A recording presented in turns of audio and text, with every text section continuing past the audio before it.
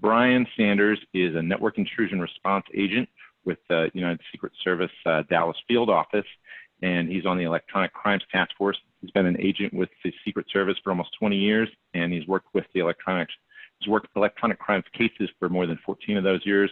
During his tenure with the Secret Service, Agent Sanders has been the case agent for investigations involving network intrusion, ransomware, email compromise, and child exploitation. And Agent Sanders has also participated in dozens of tabletop exercises, panel discussions, and cybersecurity presentations in and around the Metroplex, as well as presenting from frontline workers all the way to IT management and executives. Agent Sanders is a native Texan, a graduate of Texas A&M, and formerly Houston PD. So, Brian, thank you for your years of service, and please take it away. Thanks very much, Sean. I really appreciate it, and I want to thank you and CSNP for the opportunity inviting me to come and do this. I think it's a great opportunity to participate with a diverse group, talking about something that's important at all levels. So I just want to go into what we're going to talk about a little bit tonight. The eliminating abusive or rampant neglect of interactive technologies, or so-called EARNIT bill, is currently in Congress right now. It was a bill that was put forth by both a Democrat and a Republican, and actively supported by the National Center for Missing and Exploited Children and the National Center on Sexual Exploitation. So, for most people, looking at just the basics on this bill, I mean, it seems like a no-brainer. I mean, who wouldn't advocate for the safety and welfare of our children? On the other side, you have the privacy and freedom of speech advocates who see the potential and opportunity for the government and law enforcement with this bill to reduce freedoms using the disguise of combating sexual trafficking and child exploitation. So with this bill, some previous legislation that's going to be affected are two things. The Communication Decency Act, which was passed in 1996, and essentially this is an act talking about the continued development of the internet and for free market and universal good for free speech. This is a bill that's potentially affected by this new EARNIT bill.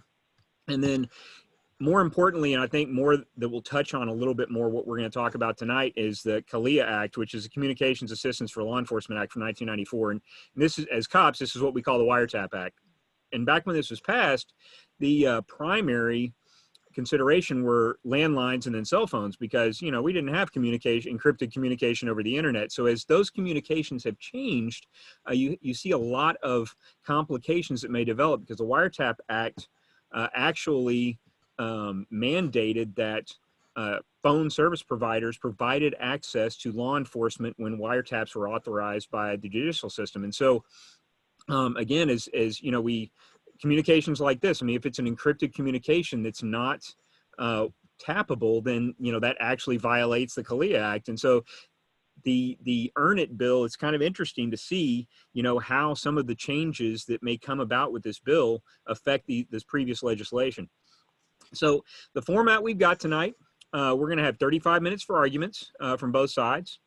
We're going to take a 15-minute break, and then we're going to come back and do some Q&A with our panelists here. And so what I'd like to do next is introduce our panelists. On the affirmative side, we have Chuck Peters, who is president of the Dallas chapter of CSNP and a longtime advocate of free expression and critical thinking. He lives locally here in Dallas, Texas, and has worked in technology, cloud security, and servant leadership for 15 years. And on the other side, the opposition side, we have Whiskey Neon, and he is a co-organizer and a longtime member of the Dallas Hackers Association. He is well known for his passionate advocacy of privacy, his brilliant technical skills, and his outstanding reputation in the offensive security community. So to get us started, we're going to have Chuck. Chuck, you are the original or the initial argument on the affirmative side, and you have 10 minutes. Thank you, Brian. Thank you, Sean. And most of all, thank you to my members and to those who are new to CSNP. Welcome. So what I'd like to start out with today is I'd like to start out with discussing some facts.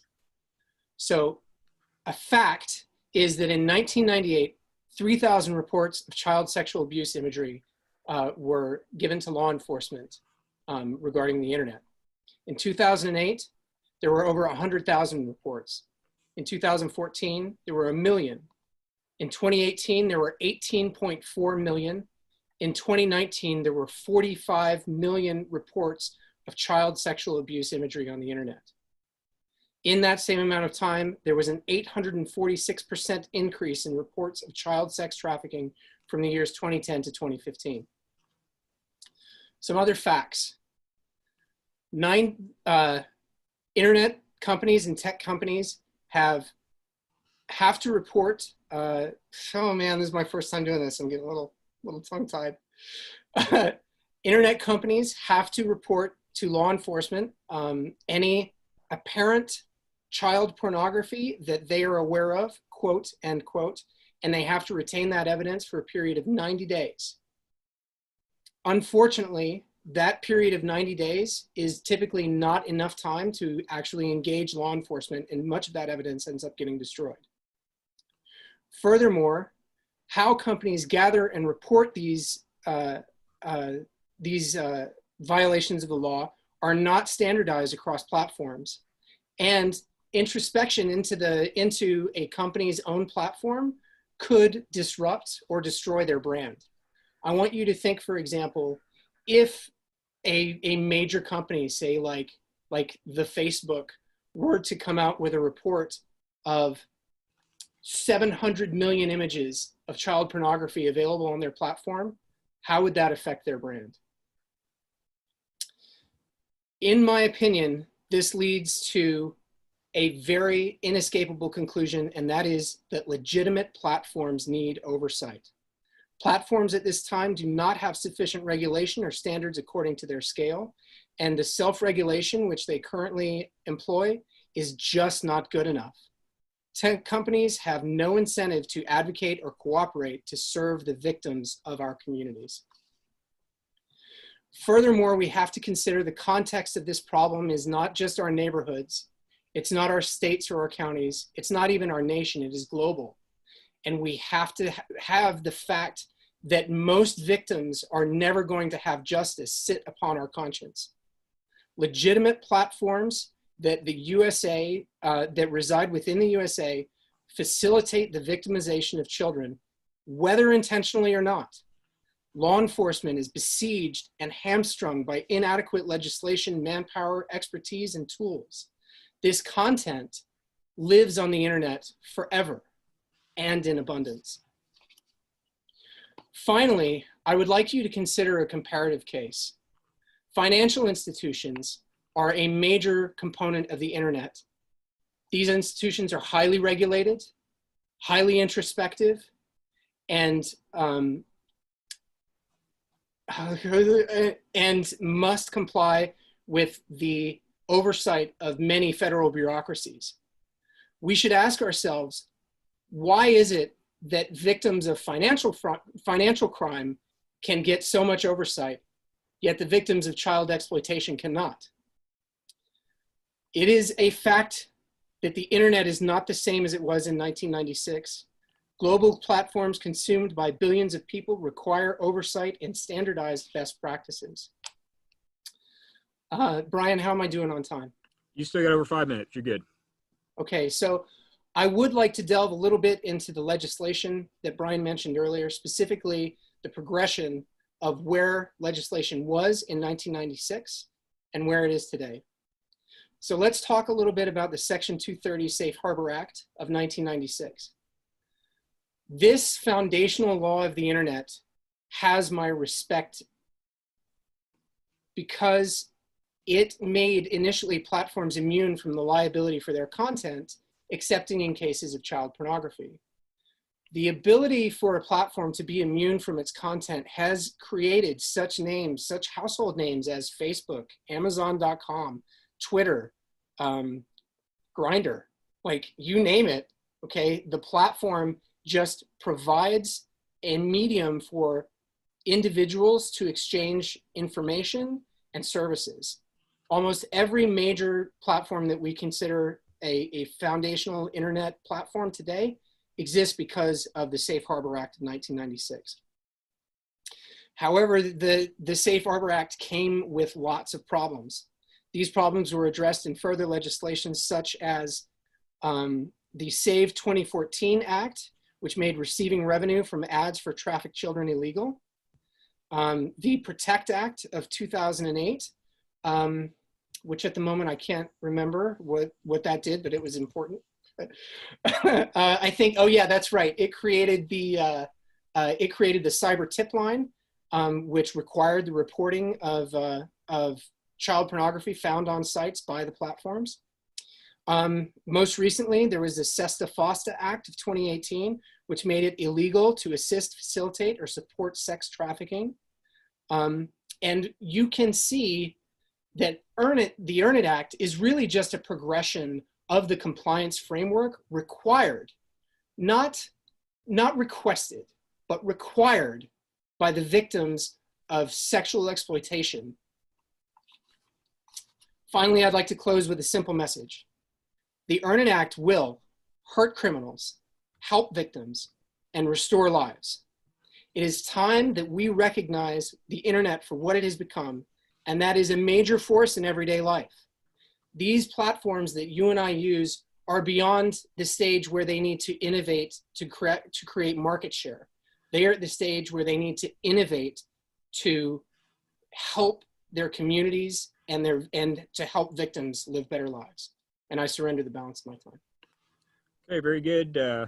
Thanks, Chuck, for your words. Coming up next, we have Whiskey Neon. Whiskey Neon, you're the opening opposition statement, and your 10 minutes starts now. All right, thank you. First off, I'm hearing echo on someone's mic. Sorry, that's going to mess me up. All right. First off, I just want to say thank you for everyone that's involved right now, that we're allowed to have this open forum. And this is very important. And I feel that the opposition argument for this is, for technologists, really easy to take. But for people who don't understand technology to the depths that we do in security, you may look at us kind of confused as to why we would be against helping, the victims of these terrible crimes. So the real key to all of this, and the reason why we can all come here and have a conversation, is because we all seek the same thing. We're not opposed at anything here. What we're actually seeking here is justice. Now, how we go about getting that justice is what this debate's really about. And my argument is that this law doesn't actually provide justice. It's really kind of a slap in the face, in my opinion, when people offer these condolence prizes of legislation instead of actually looking at the root causes behind it. And it's easy to go after technology. It's really hard to understand. But let's take that away from it, and let's look at if we were to apply this to guns or cash. Two things that Americans know really well, right? So we know the Second Amendment debate is very, very just divided in our country, and there's a plethora of reasons why. But one thing that Americans typically are against is this idea of every single gun in America being registered. One, because it would be almost impossible to pull that off. I know plenty of people who can't even tell me how many guns they own. So rounding all of these up and being able to have this big data of what every gun is in America, that seems like something that would probably cause people to get out in the streets, hopefully without their guns. Now we have cash. That's another thing, right? Where if we really look at the root cause of a lot of these things that we create these amazing laws for that continue to strip our civil liberties away, it's cash, right? Like, think about it. We have terrorist acts, we have illicit drug trade, we have all of this illicit human trafficking trades. This comes back to cash. Why don't we look at a solution of eliminating all anonymous financial options for the United States? Because if we did this, we could actually track all of that stuff. But if you propose this, it would sound preposterous to the American populace, because it is. Because you're eroding something called privacy that's very important to us. And along with this, we have a ton of unintended consequences. With the act named FOSTA that he mentioned earlier, one of the things that happened after that occurred, when that law came into place, was that it's really targeting a site called Backpage.com. And when Backpage.com was removed from the internet, sure, the United States got a little win. We kicked a Dallas-based company that was providing a huge amount of infrastructure for this exact problem. But at the same time, it was probably the biggest law enforcement tool that was available, because at the time, you could buy ads on Backpage with your credit card, and then law enforcement could use those credit card transactions to actually go and bust these rings. Then one sheriff had a smart idea one day to get the credit card companies to stop taking these transactions. And what happened after that is that they switched to Bitcoin. That's when law enforcement starts losing, because we'll always win this battle. We're the technologists. We can pivot. We create new things. Law enforcement has to comply with laws that are written by people who don't understand this role. So when you look at Bitcoin, you have a ton of big data problem, right? Where you could look at financial transactions from credit card companies, but now with Bitcoin, it is a huge, huge data analysis problem. So that's really the big thing here, is when we look at the big data problem that is going to be caused by this. And so I'm going to quote something here, and this is kind of the point of my argument. It's from this essay titled "Designing Organizations for an Information-Rich World." The political scientist Herbert Simon says, "In an information-rich world, the wealth of information means a dearth of something else, a scarcity of whatever it is that information consumes. What information consumes is rather obvious. It consumes the attention of its recipients. Hence, a wealth of information creates a poverty of attention and the need to allocate the attention efficiently among the overabundance of information sources that might consume it." AKA, it's not finding a needle in a haystack, it's throwing 5 needles in a hayfield and trying to find them then. And how much time do I have right now? You've got a little over 4 minutes. All right, cool. So when we look at this in this haystack problem, we can look at our national security agency as an example of the problem with the needles in the haystack.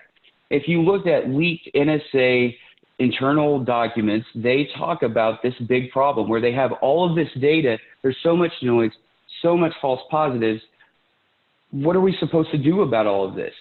Now, if we look at the mechanisms in which we have today, in which reporting is done, and then after that you have actionable data, the false positive rate's going to be way lower because it's a lot of the manual entry, right? But once we have this huge dragnet apparatus available, well, what are we going to do to actually find the useful information? It's a common problem that signals intelligence has to deal with all the time, and we're entrusting this with whom? A nonprofit organization that's acting on behalf of the federal government?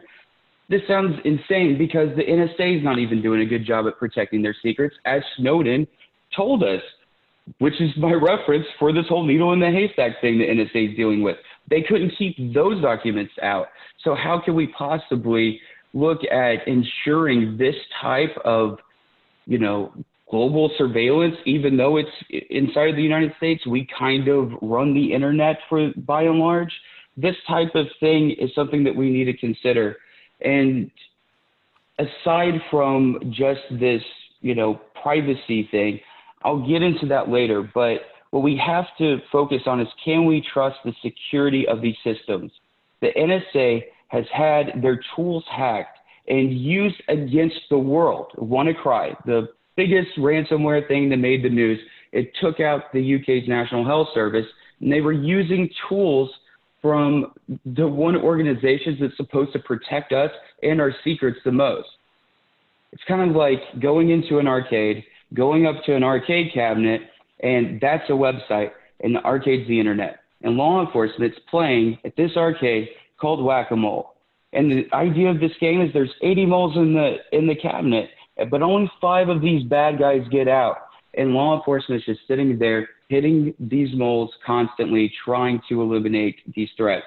And what they're asking for is to open up a door in the back of this arcade cabinet, pull all of the moles out, and then somehow figure out which ones were the ones sticking their heads out. You're going to cause a bigger challenge in your endeavor. And let's not forget, after Backpage went down, all of these services pivoted to offshore bulletproof systems.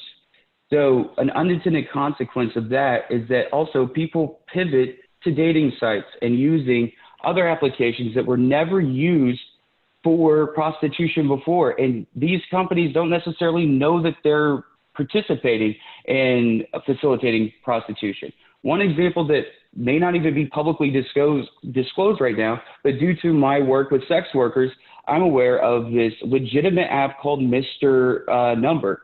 And it's designed so that you could have like a group caller ID. So if someone calls you with a spam number, you can say that it's, you know, a bill collector or whatever. They use this app to look up clients' numbers, potential clients' numbers, to see if any other workers have been raped or murdered or, well, obviously not murdered, that was a bad example, but like robbed or whatever may have occurred. They can have this platform to remain safe. And these aren't necessarily evil people. These are just people who happen to be prostitutes, individual workers. This is a tool that they use to protect themselves. And right now, Mr. Number could be considered a bad service. They could be liable for something they had no idea or never intended their platform to be used for. That's the kind of unintended consequences we have to consider. And I hope that we all think about in this conversation tonight. And I am receding my time or whatever the phrase is. I don't know. I didn't watch enough of this stuff. Oh, I'm good. That's all I needed to say. Very good. Thanks, Whiskey Neon. Very interesting. So now we're going to move back to Chuck Peters with a rebuttal. Chuck, your 5 minutes starts now. All right. Thank you, Brian. Thank you, Whiskey. As you know, I have a lot of respect for the work that you do and for the opinions that you have. I'd like to start tearing your argument apart with the guns and cash argument. So first of all, I would like everyone to consider quo bono, right? Who benefits if this legislation doesn't pass? Who benefits if the legislation does pass? One of the things that brought my attention to this issue in the first place was that almost all the material I was finding online was very one-sided against the EARNIT Act. And hearing the voice of, well, why would a bunch of, you know, senators and Congress people and whatever, why would a bunch of lawmakers waste all their time putting this act forward if there was nothing good about it? And I think that it's important to think of how much it would cost the major platforms to become introspective on child exploitation. Now, I don't have any numbers on what that would be, but you can assume that it might launch an entirely new industry. Is that industry good? Is that industry bad? I don't know, but it is important to ask who benefits. Furthermore, we talked a lot about eroding privacy. This argument, I don't know if it holds water for me personally, because the major platforms that I consider would be subject to this law or would participate in this law, they already are exploiting your privacy. There's the lack of control of your personal information is probably one of the most paramount crises that we're facing as the internet generation. And I think it's very important for us to think about, well, how since we've already surrendered our privacy, how can we enable that lack of privacy to stop child predators? Another example that Whiskey and I talk about often is Backpage.com. The summary of this argument to me comes to organized crime is easier to bust than disorganized crime. And I believe this to be true, but does that mean that I believe that there should be organized crime? No, I don't believe that there should be. And then lastly, I want to talk about the data analysis problem. I believe that Whiskey Neon is absolutely correct when he says that this is going to create a flood of data and that we will, in fact, be suffering from a wealth of information, which will create a poverty of attention. However, I believe that due to the bill's reliance on the private sector, that we might actually be creating an entirely new market for innovation. And I think that that's something that we can think about. And I yield the balance of my time. Okay, very good. Thanks very much, Chuck. And next we'll have Whiskey Neon coming back with the opposition rebuttal, and you'll have 5 minutes, sir, and you may begin. Alrighty. So when we look at the concept of privacy and we think about that, I have a Facebook account, might come as a surprise to people, but there's like 5 people that I still talk to on there because I can't get them to get on a better platform, right? And so when I look at the platform that I have forced almost anyone who wants to communicate me to use, Signal, that is my social network. So as a lot of people are removing themselves from Facebook and moving to another just as invasive platform, we want to make sure, of course, we want to push for laws that protect our privacy there.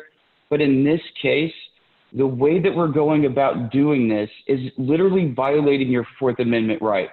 Because what this is doing is the government is placing this nonprofit organization, giving them the authority, kind of bypassing this whole PRISM problem that they had to begin with. So you have this nonprofit organization that is, the way that they're trying to explain this is that there's a couple of options where if your message is sent on Facebook today is going to be searched and analyzed to do who knows what, right? And you're right about that. It's a big problem.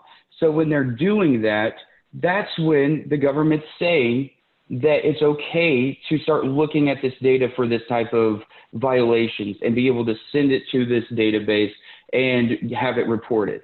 Another option is that because of an encryption, you know, they're saying that this isn't going to break into an encryption. Well, if you have a client on your computer, an agent, one of the suggested alternatives where they scan for content before you send it out, there's no point of having end-to-end encryption. And if you feel like that tired argument of if you have nothing wrong going on, what do you have to hide as far as privacy? Remember that privacy is a pure privilege. Most of us have the privilege of being able to sacrifice our privacy, but there are millions of people in the world who need to have privacy for whatever reason it may be, either mental health or actual physical health. And so privacy is something that we cannot sacrifice for corporate interests or even for interests that we are really passionate about, like this one. It's just not worth it at the end of the day. And also, we should be able to choose whether or not we're opting into systems like this, because in reality, all of our communications are run by corporations today, and the government having this kind of buddy-buddy organization with them, it's not like Kalea 2.0. This is something different. Kalea actually is a great mechanism, but breaking encryption is not a possibility, one, for some of these things, as far as we know today, and two, if you do it, you basically break the way that we use the internet. And I give back my time. Okay, very good. Thanks, Whiskey Neon. And so actually you have, since the affirmative side with Chuck Peters had the initial comment and the opening statement, you will have the last word. So you have 5 more minutes and you may start now.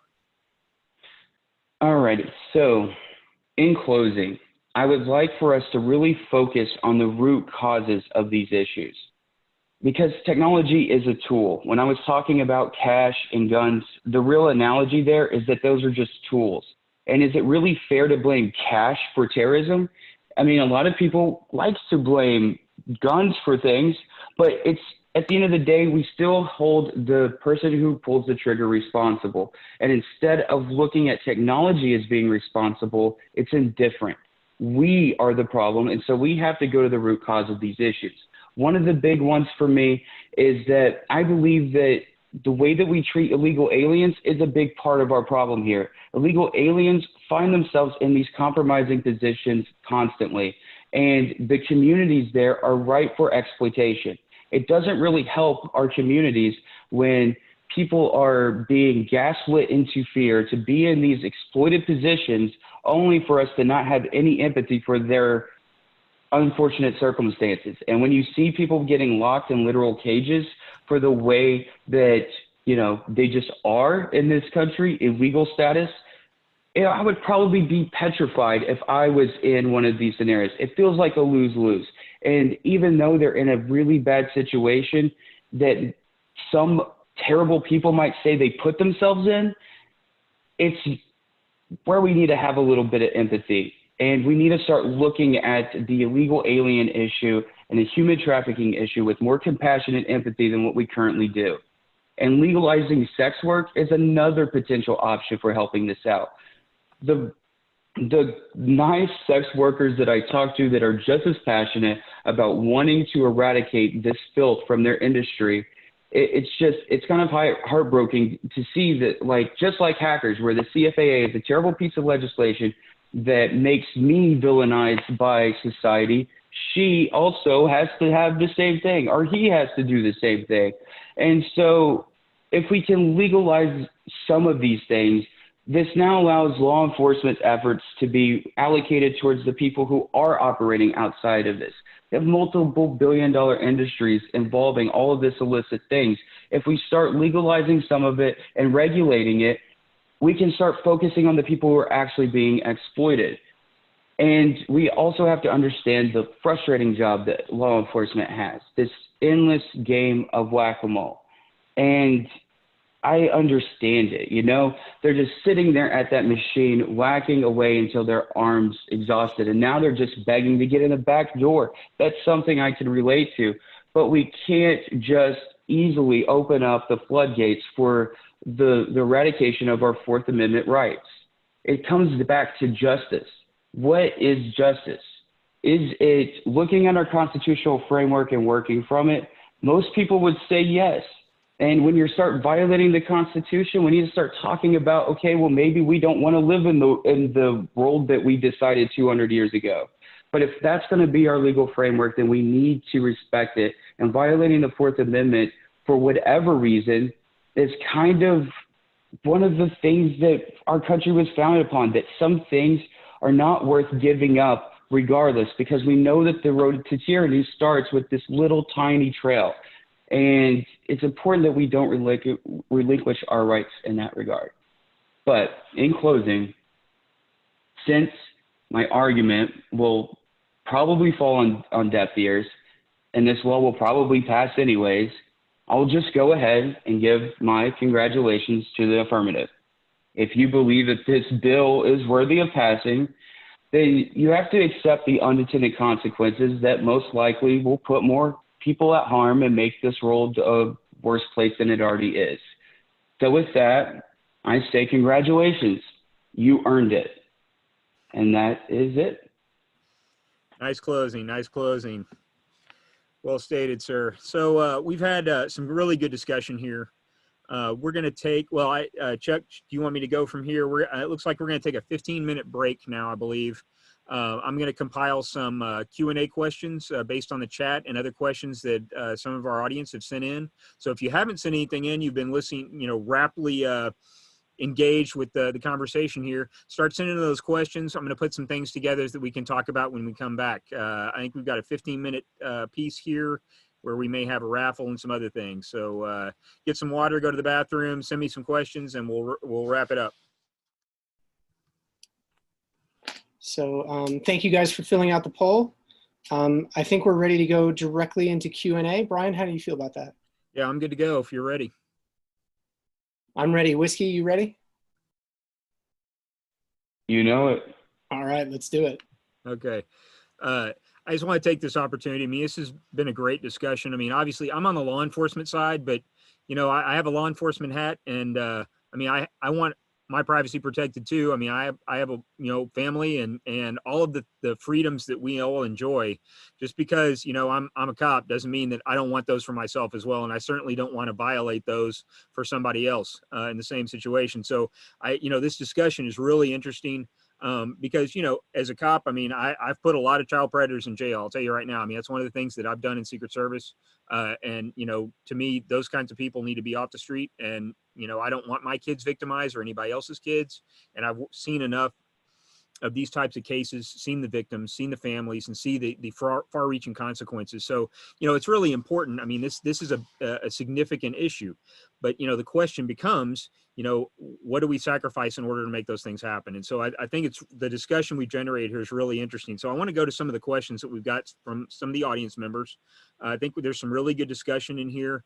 I'm going to start off with this, and I'm not going to name who I put some of these questions together from several chat messages and questions that were issued. So I'm not going to name who listed the question, but if, let's say, this act passes, and we do not end up harming, the encryption systems that the companies are using, do you think we could see innovations or advances in the industry as a result of this bill? Me or him? Either one of you guys. I don't have a preference. Okay. So I think right, well, we should trade off. So like Whiskey, why don't you answer this one first? I'll answer the next one first, like that. Okay. Okay, sounds cool. So on the question of if it doesn't break encryption, there could be all this innovation and stuff. That's, you know what? Let's say magically that this isn't going to have some requirement for an encryption backdoor. Let's just say that it's exactly the dream that they want it to be. Here's the problem with it. We have the thing called the Fourth Amendment that this is still totally violating. So, understand that the Fourth Amendment is, all right, here's the reality. Right now, there's this webcam that I'm talking into. I've got a cell phone. I've got all of these devices around me right now. And all of these are private companies that are able to collect all this data that the U.S. government cannot legally do, and none of us would tolerate if they did. And so allowing them to use those service providers to then be able to siphon off data and do dragnet surveillance, essentially, this is, without probable cause, violation of our Fourth Amendment rights and should never be tolerated. Okay, interesting. Chuck, next one for you. I had a couple of points here. As far as one listener was talking about the scope paragraph that allows the commission to recommend best practices. Do you see the vagueness in the language of the bill potentially leading to abuse?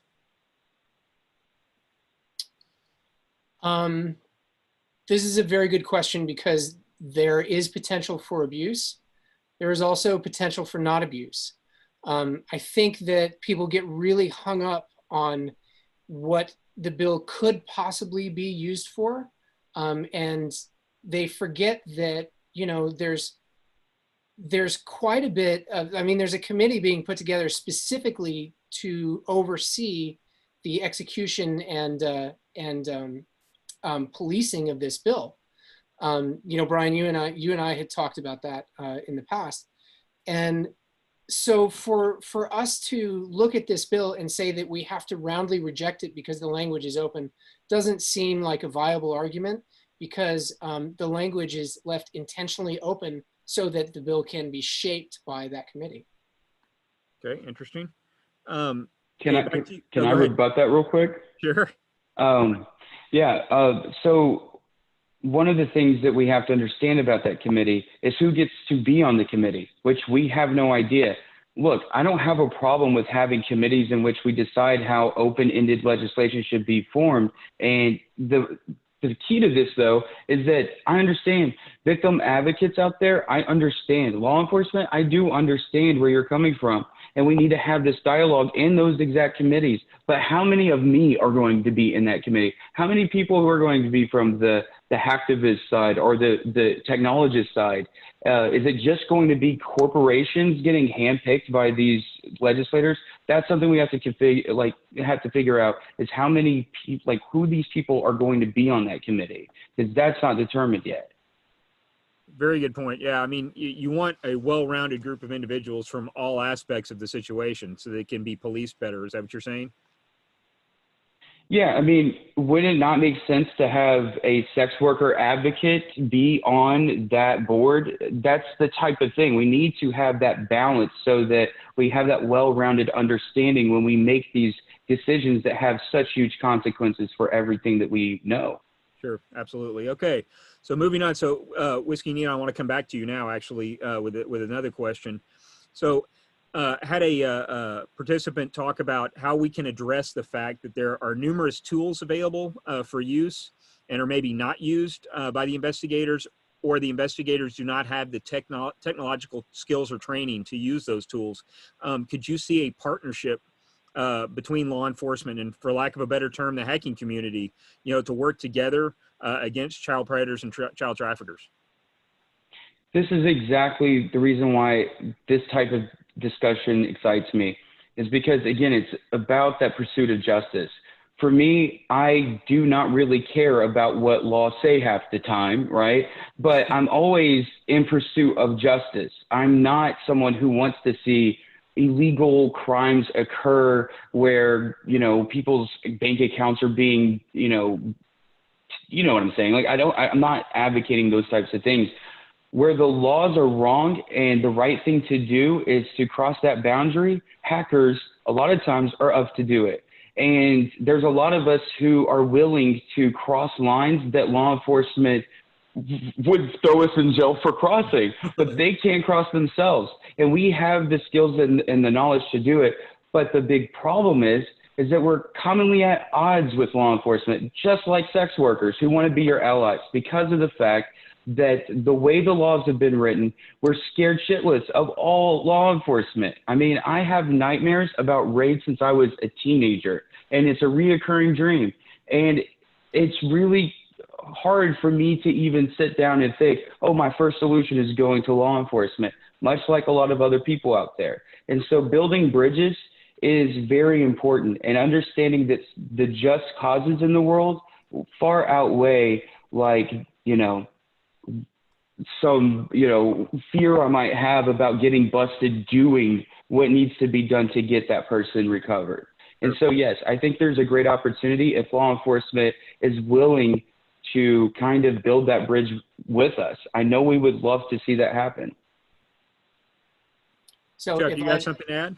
Yeah, if I might comment on that. So certainly there's a role for hacktivists and for activists. But the future that I see is a future where that activism occurs within the boundary of a legal framework.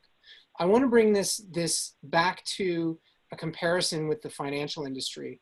What we have is, we have a great example of an industry on the internet which is highly regulated, highly introspective, and that employs a lot of people in keeping it that way. And then on the other side, we have activity which is not highly regulated, not highly introspective, and doesn't employ a lot of people keeping it that way. And the reason that I keep coming back to this example is because I ask myself, well, why is it that finance is so highly regulated and compliant and child exploitation is not? And I think that it has to come down to the fact of who the victims are. The victims of financial exploitation get their voices heard. The victims of child exploitation do not. And I think that establishing a framework where we can be activists in a part of the economy, I think that could make a lot of difference. Okay, Chuck, I'm going to come back to you now if I can. So had a point made by a listener here. The check and balance system is in place, for law enforcement and government through the judicial system, obviously in the court system. Do you think that this bill would circumvent that check and balance system that's already in place? I'm very interested about the implication of this question. I think that the private sector is often in partnership with governance. I think that it's very difficult for law enforcement to do their job if they don't have the participation and involvement of not only the private sector, but also of non-governmental organizations. I think the best example of that might be the Fed or other NGOs which facilitate the actions of government within the borders of the United States and without. I find it hard to believe that a law would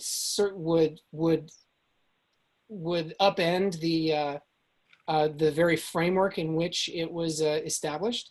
But stranger things have happened. I'd really like to know more about the implications of that question. Whiskey Neon, do you have anything to add? I mean, it goes back to history repeats itself. And, you know, when we look at the lessons that we've learned from history and how these things end up turning out, I mean, we don't have to look too far back. Everything changed after 9/11. And the way that we view problem solving in this country relies way too heavily, I feel, on the companies to be the ones responsible for this, when society is the reason why all of this is existing to begin with. So it goes back to root causes. And I don't think that, you know, private industry is always going to be the answer. And that's coming from someone who's relatively libertarian, even though, you know, I'm not trying to be political. I'm just saying that this isn't money, right? Like, this isn't a financial thing. This is human life. And so that's a little different when you look at how we have to frame that, because the implications of getting it wrong, and from my viewpoint of potentially making this worse, that's what I'm most concerned with outside of the Fourth Amendment thing. Is I think you're putting fuel on the fire with this. Understood. So if I can, I'm going to go back to you with a final question, Chuck, if that's all right. So do you see, Whiskey Neon, do you see a potential economic impact if companies that are affected by this legislation move their facilities outside of the U.S. in order, you know, to avoid the restrictions? Yeah, so if we look at what happened with FOSTA, almost immediately it was a huge concern for otherwise legitimate websites. One in particular is an adult hookup dating site thing called FetLife, right? And they were concerned with FOSTA because the way that this is written, being in the niche audience that they are in, were highly concerned about if they could even operate in the United States. And for me personally, like I mentioned earlier, Signal is the app that I recommend for people to remain safe, for journalists, for just everyone that I know, especially for people who could be potentially victimized, like closeted homosexuals in very aggressive areas, or other people who might be at risk of getting killed for being the way they are. That is those things that are usually American things, where we think that we export freedom out to the world, and to literally make a law that exports all of our freedom-loving services away. I could totally see that happening. But in all honesty, the economic impact of this is the corporations that everyone uses, Twitter, Facebook, Snapchat, all of those services, will continue to make money. They're not going to leave the country. But all of the really good innovative stuff, you're not incentivized anymore to be in this country. So I would be looking elsewhere if I were one of them. Chuck? I like this question because what it identifies is that it identifies a larger pattern in the global economy. And that is, as an innovative industry matures, that innovative industry becomes subject to regulation. That regulation makes doing business more expensive, and therefore that innovative industry will look to house itself in other nations to maintain profitability. I think that this is an inescapable pattern of the way that business is done. I don't think that it's going to, that if we were to regulate an industry, that industry is necessarily going to abandon the United States. But people who are interested in protecting the secrets of child exploitation very well may leave. I don't know if I have such a big problem with that. I think I would be okay with people who are trying to protect the privacy of sex traffickers and child exploiters. I wouldn't have a problem with them leaving. Now, there's a lot of, obviously there's a lot of gray area there, and we're taking a lot of if that, then this, kind of assumptions. But I do like the question because it does identify that general pattern of the economy. And yeah, it is possible that more regulation makes doing business in the United States more expensive. but it's a cost that we always bear the burden of in a maturing industry. Gotcha. Do we have time for another question? Do you want to wrap up? What's your take, Chuck? I think we're good for another question. Okay. So let me stick with you. As far as we were discussing the scope a little bit earlier of the commission, and you know, a little bit of the vagueness, but can you see the commission expanding the scope? You know, once this bill is passed, say the commission is formed, can you see them expanding the scope to obtain material that is not CSAM or child sexual abuse material? You know, I mean, private information, you know, whatever it is. I like that one because this is kind of a straw man that comes up in this discussion a lot. None of your data is private right now anyway. Like, everybody thinks that they have this like inalienable like private identity, but we as citizens of the internet sacrificed that private identity a long time ago, and that data has been for sale for many, many years now. Do I think that this is going to create any greater infringement upon that?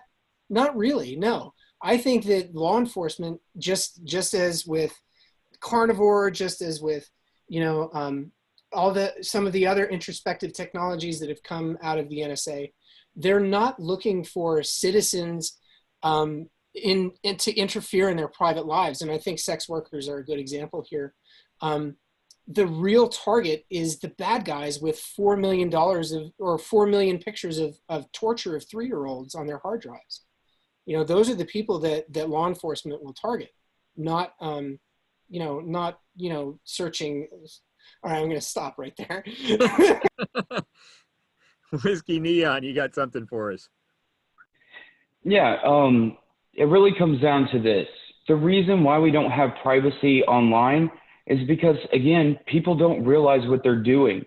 Do you read the terms of service for every website you sign up? No, you probably don't. And you don't realize what you're agreeing to or what you're selling away. But we do in the real life. I'm wearing clothes right now. Why? Because I respect my privacy. And you know what? Y'all are all happy because I do it. Well, there's probably a few that are upset. But the point is that we have blinds.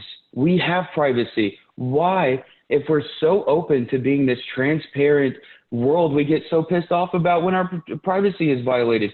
We want transparency through institutions, but as personal individual people, we value privacy. And you have to ask yourself, why do we value it? Why do you personally not walk around naked?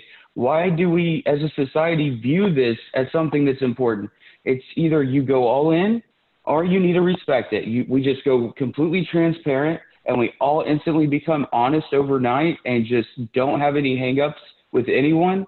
Or, you know, we have to live in a world that we actually live in which privacy is a necessity, because I don't want to see all my neighbors and they definitely don't want to see me. And when it comes to the government, I feel just the same way. I don't want to see an NSA analyst looking at any potential intimate photos that are sent to me, because that's between me and someone else. That's intimacy. And if you are violating my bedroom digitally, then that is just as invasive as you watching someone have sex in their bedroom. And if that's what we're doing here, we're sacrificing some really crazy things because we can't comprehend that this is more of our brains now than our actual brains half the time. So it's very important that we realize that the digital space is freedom's real last shot. And when we don't take these laws seriously, the implications is that, yes, we don't have privacy online. And all of my thoughts that I put together to put this together where y'all are hearing this for the first time, how many companies already knew my entire argument beforehand? And when you think about the government and potential dissent against an authoritative government, we need to be able to organize. We need to be able to communicate and educate one another so that our society doesn't even get to that point.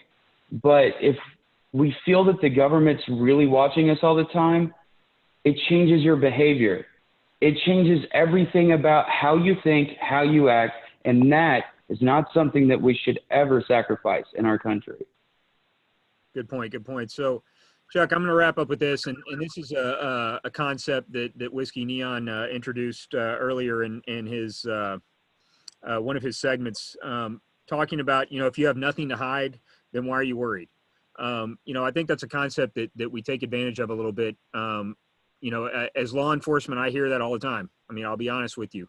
And obviously the context is indicative there of what exactly you're talking about. But Chuck, can you tell me a little bit about what your thoughts are as far as, from the privacy side of this, and protecting your privacy, what the boundaries are there for, people that want to have their privacy, but then they want to catch the bad guys too. I like that a lot. Actually, these three questions are all kind of coming to a confluence. And that is, do we think that the law could be open for abuse? Do we believe that that it could be used to find other material other than it's intended, right? And do we believe that the invasion of privacy is justified because if you have nothing to hide, then you shouldn't be afraid? I want to go ahead and be on the record that I vehemently disagree with the idea that if you have nothing to hide, then you should have nothing to fear. I think every human being should have a healthy fear of not only authority, but authority's ability to have insight into your information and to lie about what that insight is to society at large. I think that you can just as easily become a victim of your government as a participant in your government. And I think that we see this played out. We've seen this played out over many cases of authoritarian governments that have great, ability to enforce the law, but then the law becomes arbitrary, right? There's a great quote by a poet that wrote a book called A Man for All Seasons, where two of the characters are having a dispute about the law, and one of them asks the other, he says, if the laws were trees, would you cut down the trees to get at the devil? And he says, by God, I'd cut down every tree in England. And the other character says, that's the problem. The trees are not there to protect the devil. The trees are there to protect you. Interesting. Whiskey Neon, I know this was your idea, and you brought it up to us. Do you have something to add? Yeah, so the idea that if you have, that privacy is basically something that we should all respect, because the people who typically advocate that privacy isn't important, that if you have nothing to hide, why do you need privacy? It's because of the privilege that they have, right? And if we think about this, even right now, you may think to yourself that you're not doing anything wrong. But the reality is that in this country, we have in the past taken and crossed lines because we were scared about some shit. And it was called World War II, when the Japanese were thrown into camps. And how did they know where the Japanese people lived? Because of U.S. Census data that is protected by law and not supposed to be shared with other parts of the government. But that didn't matter because we were afraid at the time. Now, all of those people that were put into internment camps at the time, they probably thought before that happened that they had nothing to hide. But yet, even just something as simple as their race was something that they should have had kept secret. And we see that time and time again. As much as we like to think that we're always the heroes of the situation in America, we forget how often we scare ourselves into some tyrannical nightmare scenarios. And it's just not necessary. When we can respect privacy and guard ourselves and know that we have that responsibility when things go wrong, as long as we have protected ourselves however we need to, because privacy and security go hand in hand. You know, these types of threats, if we remember these, hopefully it won't happen again in the future. And those are history lessons that we hear and we know about, but we don't think about it when we're writing tech legislation. Because who was thinking about internment camps when they wrote this law? They were thinking about the children. But that's the point, is that it starts off with being something to save us, but it ends up being terrible for a lot of different people. So privacy is important. Great point and great discussion. Chuck, I'm out of questions. No problem. Thanks everybody for coming out. I was really glad to see you, really happy to host you. Special thanks to our moderator, Brian Sanders, to the opposition, Whiskey Neon, and to Dennis Osmond from forthe1.org. This event would not have been possible without your participation and passion. So thank you guys so much. Everybody take care. Thanks, Chuck. Take care.